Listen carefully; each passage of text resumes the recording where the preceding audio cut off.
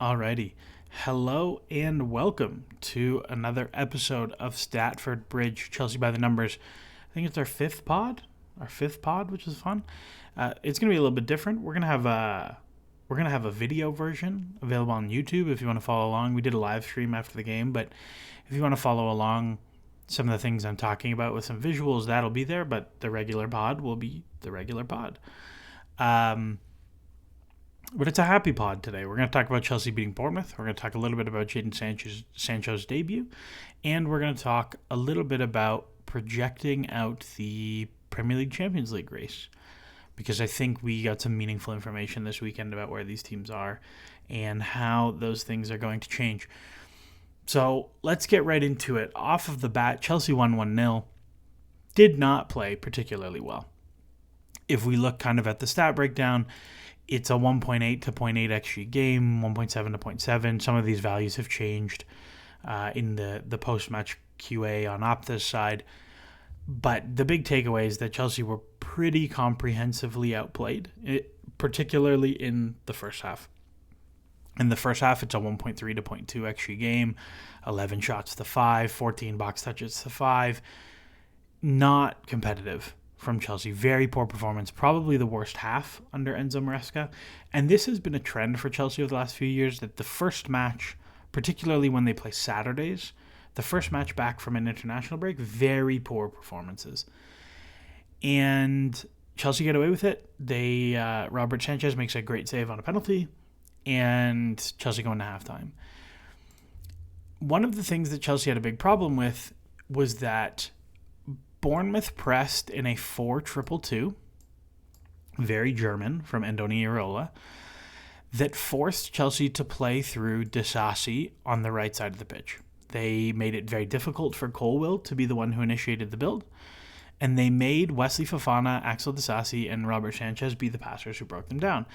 If we look kind of at the McClockbot passing information, the most progressive passes attempted was Robert Sanchez. That's probably not a good thing for you as a team. At halftime, Enzo Maresca, who has made pretty good halftime adjustments so far, and I think this was another case of that, the build gets narrower, so it's much more of a 3. In the first half, both of the outside center backs were very wide. The build gets narrower, and particularly at the 60th minute, Axel Disasi goes off, and Tosin Adarabioyo becomes the middle center back. Wesley Fofana did not have a great game, but he is not a stationary passer who is going to bait the press to come close him down and then play entry passes into midfield. That's not his game. He's much more of a dribble pass pressure guy. On the flip side, Tosin is a very good stationary passer. So that switch in the 60th minute was kind of the big flip for when Chelsea started to turn it on. In the second half, it's a 0.6 to 0.48 game. But I bet you if you look even at the timestamps on those, really everything is from the 60th minute on. The other change that Chelsea made at halftime was bringing on Jadon Sancho for Pedro Neto. And Jadon Sancho had an excellent game. I think it's important to not get too carried away based on what was still not a very good performance against a good but not amazing team. However, I think there were some things we really liked. And one thing that we've really figured out so far is that if you look at the players in the front five, they cannot turn the ball over a lot. If they turn the ball over a lot, the transitions are bad, but also Chelsea don't get into the rhythm where they can really start to set up the counter press and really start to lock you in to your half and your third. And what we saw is when we switched from Neto to Sancho, that Sancho was much, much, much more consistent at getting Chelsea into the final third and getting Chelsea into the box and avoiding the kind of turnovers that have been a problem. If we look at the FBref passing and possession numbers in terms of passes into the penalty area, Jadon Sancho has 3, Pedro Neto has 1. If we look at progressive passes, Sancho has 6, Neto has 1. If we look at the progressive carries, Neto and Sancho both have 3, but Sancho has 1 into the penalty area, Neto has 0. At the same time, Neto had 2 more missed controls. He failed a much higher degree of his passes. Sancho only failed on 5. Neto also failed on 6, but attempted many fewer touches. It's one of those things that when you look at kind of how it all comes out, Sancho being able to get the ball into the final third in the box without turning it over was critical for Chelsea in this game. And eventually he sets up the goal with a wonderful pass to Christopher Nkunku, who comes on as a sub to replace Jackson as the 9. Worked out really, really well for him. And Chelsea get away with a bit of a sneaky result. But a very, very much needed 3 points in a very difficult away tie against a team that Chelsea have struggled with historically. One of the things that I really wanted to lock in and talk about was Jadon Sancho's performance, who, it was funny, there was a Bruno Fernandes commented on his Instagram about how he was happy to see him smiling and playing again, which I agree. I think it was really nice. It was nice to hear the Chelsea fans sing his name, and I thought it was good to see him play with a little bit of swagger and a little bit of intensity and a little bit of pop to his game, because I think that has been missing for him. But I think Sancho did a couple things really well that, to me, bode well for his longer-term place at Chelsea, where I think this is very much an obligation, given the reporting is that if Chelsea come 14th, the buy clause is activated, and I think there's no chance we come that low. So I'm expecting him to be a Chelsea player. But if we look at the things that Sancho has done, right? Like, historically, Sancho was an uber creator at Dortmund, mostly for Erling Haaland, but also got like a good number of shots in XG for himself. Not amazing, but a good number. At United, the shot getting went all the way out of his game. His shot totals dropped. If we look kind of at his shots per 90 from Dortmund, he was always like a 1.5 to 2 guy, and then at United he drops to like a 1.0 guy.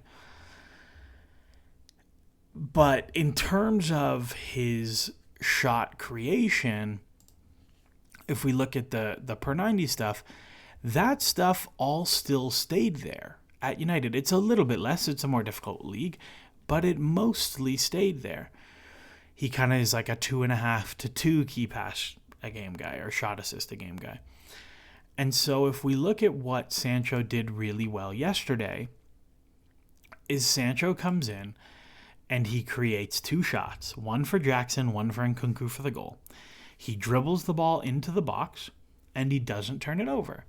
And when we look at the profiles of wingers that Chelsea have, you have guys like Madueke, who is a turn it over lots but get lots of shots guy.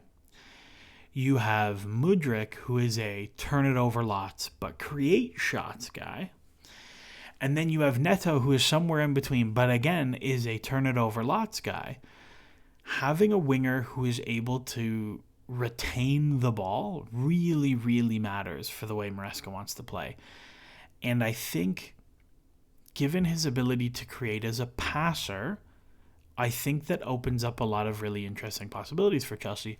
Like, for example, we saw Marc Cucurella had more dangerous attacking moments in terms of touches in the box, where it's all slip passes from Jadon Sancho. Like, Marc Cucurella had 3 passes in the box. I bet you if we looked at his historic numbers, he had like 3 touches in the box like one game in his whole life before this. I mean, even if we look at this season, I bet you he probably hasn't had any touches in the box before today. Yeah, he has as many as he does in the entire rest of the season for Chelsea. More than he has in the rest of the season for Chelsea. So I think those little connections are really useful, and I think a really exciting thing to see for Sancho going forward. Now, of course, he has to do a little bit more in terms of getting shots for himself. But I think for 45 minutes, given he hasn't played in 4 games, really, really nice stuff from him. I think the other thing to talk about this weekend is to look at the Premier League table and talk about the Champions League race. Now, if we look at last season and compare to this season in terms of where we expect everyone to be, there's kind of a few interesting things, right? We have, really last year, there were 5 teams in the top 4 race. There was Villa at 68, Spurs at 66, Chelsea at 63, Newcastle at 60, United at 60. On the expected goals front, really, Chelsea and Newcastle were by far the best 2 teams. Villa and Spurs were kind of in a band next, and Manchester United had no business being in the Champions League race. I think a lot of people thought that Palace would challenge this year. I don't think that's going to happen. Brighton are certainly interesting based on their early season performances. We'll see what ends up happening with somebody like Brentford. But I think that's kind of all the teams we're going to look at. And one of the things we can do kind of early in the season is compare, okay, well, in the same games last year, how are Chelsea doing? And how are their competitors for top 4 doing? So if we start kind of on a basic stat perspective, there is some good and some bad information. This has actually ended up being adjusted to negative 0.9. But there's some good and there's some bad. So on the good front, Chelsea are almost certainly a much better defensive team than last year. Now, it doesn't really feel like that watching, but a lot of it is style. So like last year, Chelsea played a lot of track meet, up and down, crazy games. And this year, the Chelsea games are a lot slower. There are many fewer shots. Like this year, there were only about 23, 24 shots a game. Last year, it was like 26, 27 every game. That's a big difference across the 2 teams, of course. And it's a lot slower. I don't have like total possessions in a game tracked, but I bet you it's a lot less. And because of that, Chelsea's XG against per game has dropped from 1.6 to something like 1.2. And if you take in that actually in this stretch of 4 games so far, Chelsea have conceded 1 penalty and not won any, whereas in the same equivalent games, City home, Wolves away, Palace home, Bournemouth away, they were plus 1 penalty last year. That's a big difference. So it actually might even be better than that defensively. The shots against are down. The box touches conceded are way down. On the flip side of that, the attack has also come down significantly. Now, I think stylistically, that's not unexpected, right? Like generally the orthodoxy is that attacking takes longer to coach. And I think the stylistic difference between the way the team is attacking this season and last season versus the defensive differences between this season and last season, which are actually quite small, is much bigger differences. And I don't think we have quite found a good blend of ideas and talent yet, and how we want to play, and a lot of execution. Like I think there are lots of games where the ideas are quite good, but the execution isn't there. Like if we think about this Bournemouth game, there's a Marc Cucurella cutback that if Madueke, it goes through Madueke's legs, misses Palmer by an inch, misses Jackson by an inch, and there's so many worlds where that's a tap it into an empty goal. But I think that's a real thing, particularly on the shot volume side. That has declined a lot for Chelsea. And when we kind of put all those pictures together and look at it from an expected goals perspective, the expected goal difference through the 4 games is down a little bit. Kind of the difference between these 2 games is something like 2.4. About half of that, a little more than half of that is those 2 penalties. But it's very, very, very small sample sizes, but it's not nothing either. So we'll see how that goes. But critically, and I think one of the things that really matters for this season is that last year, Chelsea put in a lot of really good early season performances and just didn't pick up points, right? Like we lost to West Ham and maybe deserved more. We lost to Forest and definitely deserved more. And there were a bunch of games like that in the first half of the season that really sealed the deal that even with the late winning run we went on, didn't lock in top 4. But we can kind of look at this from a stats perspective and say, okay, if we assume that all the teams are basically the same as they were last year, which I think is definitely not true for this chasing pack of 5, Aston Villa, Spurs, Chelsea, Newcastle, and United, is definitely not true. United are definitely better than last year. I think Chelsea, Newcastle, and Spurs are all about the same, and I would say Villa are probably a little bit better than last year based on the talent they got in. But if we look and say, okay, let's start from these teams are all going to take the same number of points as last year, and we look through the matches as they come up and say, okay, well, last year Aston Villa beat West Ham away, or they drew West Ham away, and this year they won the first game of the season against them. So they are at +2 in the first game week. However, in 2023, 2024, they beat Arsenal at home, and this year they lost Arsenal at home. So you can kind of go through and track and adjust the projections out. So last year, Aston Villa 68 points, Spurs 66, Chelsea 63, Newcastle United 60. If we go through the first 4 games so far and then adjust that projection based on how far ahead or behind their total they are from last year, already Chelsea have caught up to Spurs, and they're right behind Aston Villa. And we have something like Villa 67, Chelsea 65, Spurs 64, Newcastle 63, and then United 59. And that's where we are.